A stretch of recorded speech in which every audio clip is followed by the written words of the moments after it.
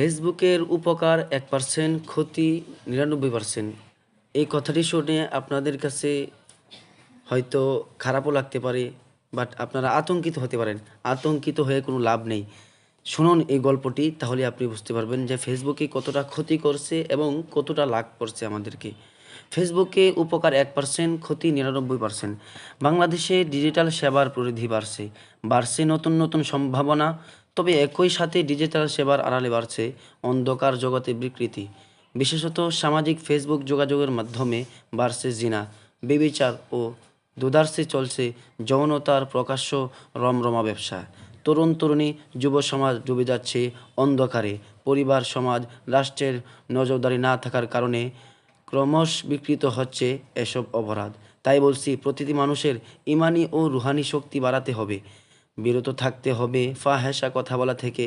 কারণ ফেসবুকও আপনাকে ইমানদার থেকে বেঈমান বানিয়ে দিতে পারে। তাই বলছি, ফেসবুকে সময় কম দিয়ে কোরআন হাদিস বেশি বেশি পড়ুন। আপনি দিন প্রচার করার জন্য তাবলিগ করতে পারেন, বিভিন্ন ইসলামী বই পুস্তক পত্রপত্রিকা পড়তে পারেন এবং ইসলামী পত্রিকাতে আপনার মূল্যবান লেখা প্রকাশ করার জন্য দিতে পারেন। ফেসবুক চালান, কোনো সমস্যা নাই। ফেসবুক চালিয়েও যে খারাপ হয়ে যাবেন এরকম কোনো কিছু না। ফেসবুক চালিয়েও আপনি একজন খাঁটি আল্লাহর বান্দা হিসেবে থাকতে পারবেন দুনিয়াতে। ফেসবুক চালান, কোনো সমস্যা নাই।